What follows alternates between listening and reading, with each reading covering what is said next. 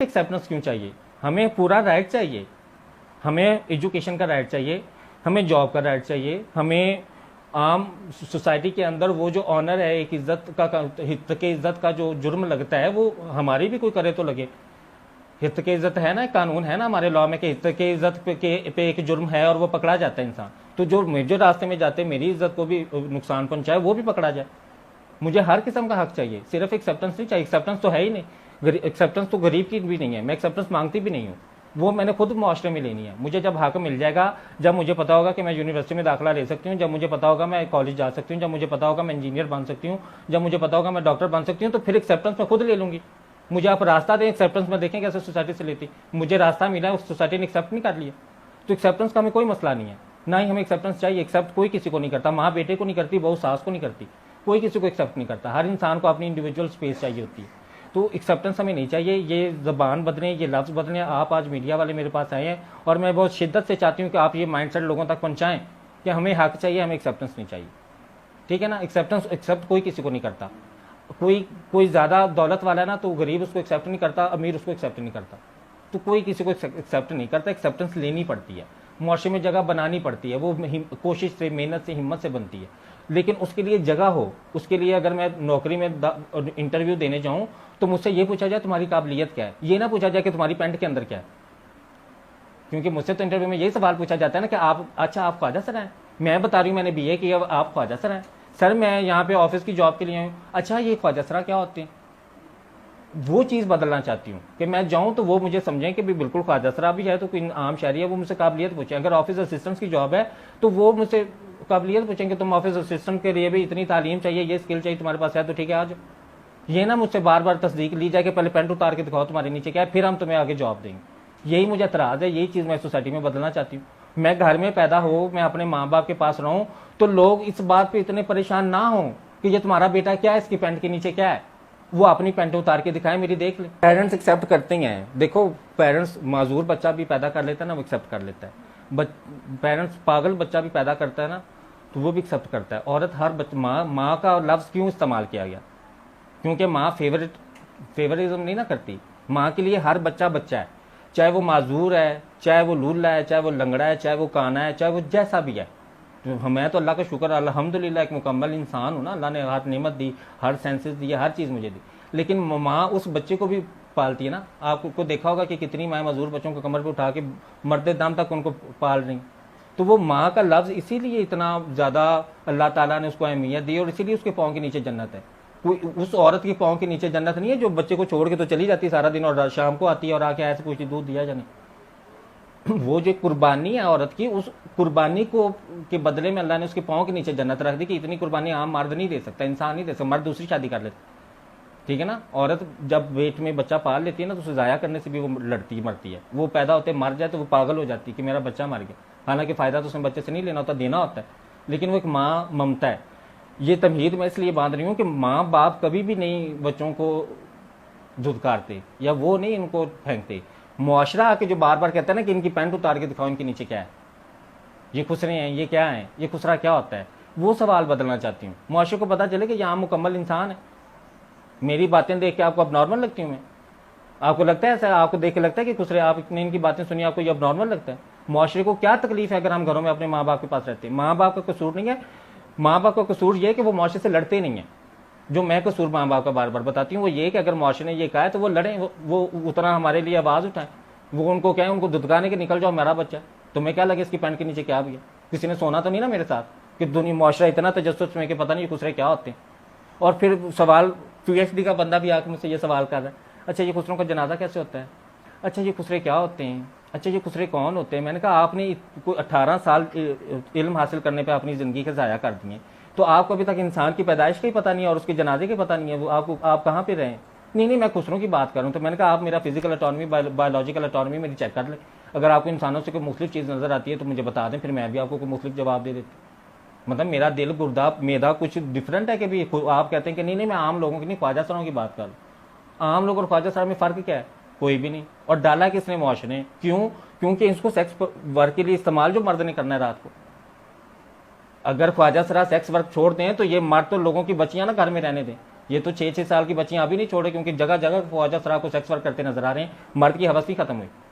और अगर आज ख्वाजा सरा ये सारे सेक्स वर्कर बंद हो जाए तो मुझे तो डर है कि ये पता नहीं लोगों के बच्चे महफूज ही ना रहे, उनके साथ पता नहीं क्या करें और क्या नहीं। तो इतना हमें बिल्कुल एक मुआशरे और बिल्कुल एक नॉर्मल चीज़ें हम, ठीक है ना। मेरा इस एग्रेशन का मकसद ये वो सवाल है कि आप देखें कि मैं किसी नॉर्मल औरत के पास बैठ जाऊं और मैं बार बार उससे यही सवाल पूछूं, अच्छा मैं आम लोगों की बात नहीं कर रही, मैं औरत की बात कर रही हूँ कि औरत क्या चीज़ होती है, औरत कौन होती है, कि औरत का क्या सिस्टम होता है, अच्छा इसका जनाजा कैसे होता है, मतलब कि ये कौन होती है। ये सवाल आप क्या मुझे आगे से जवाब देंगे, हम मुझसे मोहब्बत से बात करेंगे, वेरी ऑनेस्टली बताएं, किसी नफ्सियाती माहिर नफ्सियात को भी बिठा लें और उससे पूछें कि एक इंसान से ये सवाल किया जाए तो वो उसका आगे से क्या रद्द-ए-अमल होगा, तो वही रद्द-ए-अमल मेरा है, ठीक है ना। एक मर्द को मैं बिठा लूँ, ठीक है ना, मर्द को बार बार, अब देखें, अब इज्जत देने का भी तरीका मुआशरे का ना बड़ा मुख्तलिफ है। इज्जत कैसे देता है, ये ख्वाजा सरा जूली है, ठीक है ना, जितने भी एंकर है ये ख्वाजा सरा जूली, मैं फिर हंस के कहती हूँ ये मर्द सलमान है, फिर वो चौंके मेरी तरफ ऐसे देखता है।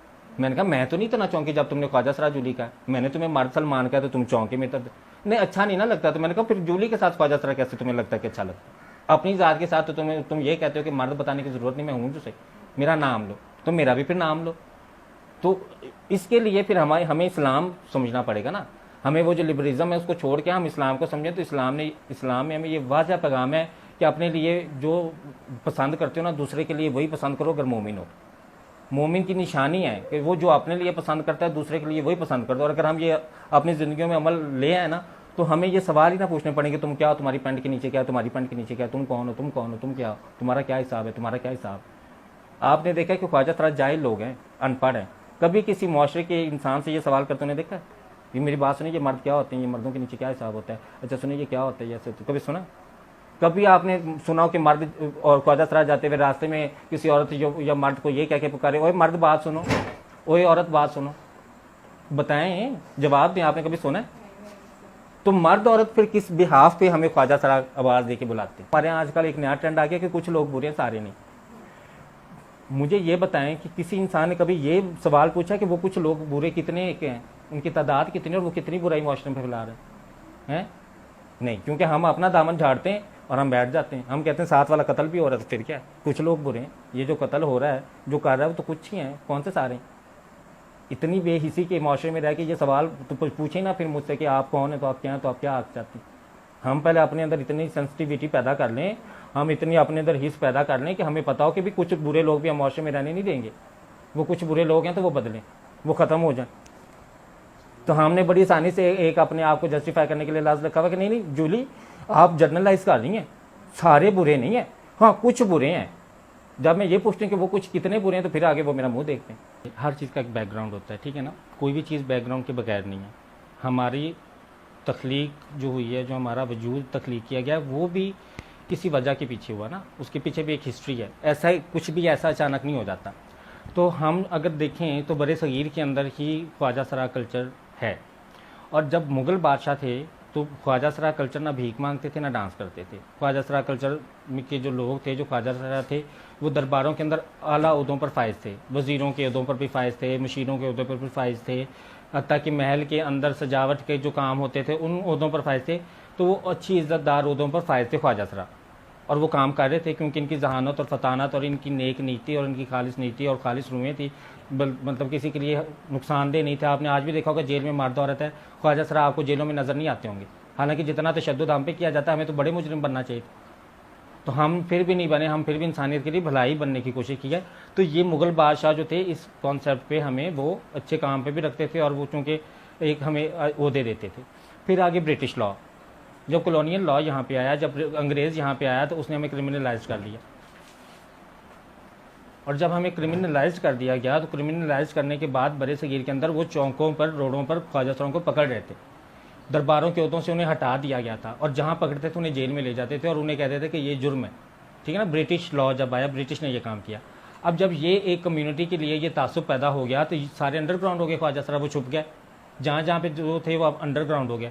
अब अंडरग्राउंड होने के बाद वो भूख से मार रहे थे, जारी बात, अब उनके पास कोई सोर्स ऑफ इनकम नहीं था, वो कुछ कर नहीं सकते थे, वो कमा नहीं सकते थे और बाहर वो जा नहीं सकते थे, अंग्रेज़ उन्हें कहीं रहने नहीं देता था। तो उन्होंने फिर क्या किया कि कम्युनिटी के अंदर वो जो सब लोग थे उन्होंने मिल के ये बधाई लेना शुरू की। उन्होंने जो लोगों की शादियों की खुशियाँ थी उन पर जाते थे और बधाई लेके घर आ जाते थे। अब उसमें ना तो अंग्रेज़ को पता चलता था, ना बाहर वो रोड पर जाते थे, वो किसी घर में छुप करके जाते थे और बधाई ले आते। वहाँ से ये कॉन्सेप्ट चला, अंग्रेज़ वापस चला गया, कॉन्सेप्ट यहीं रह गया, वो कॉन्सेप्ट फिर नहीं बदला। हम लोग उस कॉन्सेप्ट को लेके चल रहे हैं, ठीक है ना। और आपका ये जो सवाल कि आपको भी लगता है और हमें भी लगता है, हमें नहीं लगता, सिर्फ सोसाइटी को लगता है। और सोसाइटी को क्यों लगता है? क्योंकि सोसाइटी का बैकग्राउंड जो मैंने आपको बताया वो वजह है, वो जो पीछे एक सोच चली आ रही है ब्रिटिश लॉ के बाद। क्योंकि हमारे स्टेट का लॉ भी नहीं बदला, हमारा स्टेट का लॉ भी वही लॉ चल रहा है, उसके अंदर तरमीम कर दी। तो हमारे पास उसी वो नज़रियात, वही चीज़ चल रही है ना अभी तक भी। तो हमारी जो आने वाली जनरेशन है, जो लोग हैं सिस जेंडर, उन्हें यही अब लगता है, उन्हें तो नहीं पता था कि मुगल बादशाह के दौर में ये क्या थे। अब उनको तो यही लगता है, जैसे अब आप हैं, आपको तो ये आपने भीख मांगते देखा, डांस करते देखा, तो आपको ये लगता है कि यही करते, ठीक है ना। तो वो नस्लें चूंकि ये देखती आ रही थी ब्रिटिश लॉ के बाद, तो वो कॉन्सेप्ट पक्का होगा कि ये यही काम करते हैं। हालांकि ऐसा नहीं है। मैं आपको कितने ट्रांस दिखाऊं जो लहरा काम कर रहे हैं। आपको लाहौर में लेके चलती हूँ जो ड्रेस डिज़ाइनर है, मैं आपको फैशन इंडस्ट्री में लेके जाती हूँ जो मेकअप आर्टिस्ट हैं, वो हमें नज़र नहीं आते। क्यों नहीं आते ये, अब सोसाइटी को वो नज़र क्यों नहीं आते, इसकी वजह मुझे नहीं पता। क्योंकि सोसाइटी को अगर भीख मांगना एतराज़ लगता है और सोसाइटी ने ये माइंडसेट पक्का कर लिया कि भीख ही ट्रांस मांगते हैं, तो जब मैं मर्द और औरत को सड़क पे भीख मांगते देखती हूँ, क्योंकि ट्रांस एक है तो औरतें 10 हैं भीख मांगने वाली, बच्चे कोई 40-50 बच्चे आपको भीख मांगने नजर आएंगे, उनमें 2 ख्वाजा शराबी आपको भीख मांगने वाले नजर आएंगे। तो अंधे मुआशरे को ख्वाजा शराबी सिर्फ क्यों नजर आते हैं? उन्हें वो मर्द औरत और बच्चे क्यों नहीं नजर आते भीख मांगते? हालांकि वो तो ज्यादा तादाद में रोड पे भीख मांग रहे हैं।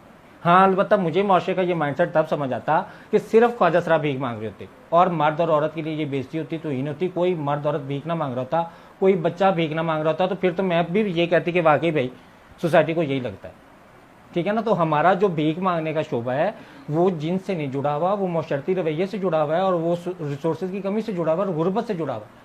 तो जो गरीब है वो भीख मांगता है, चाहे वो खुसरा है, चाहे वो औरत है, चाहे वो मर्द है। हमें ये सोचने की जरूरत है। इतने भी ब्रांड्स हैं ना, उनको फर्क पड़ा है। उनको फर्क क्यों पड़ा है? क्योंकि सेल कम होगी। पैसा तो उनके पास बहुत ज्यादा था जो उन्होंने कमाया हुआ था।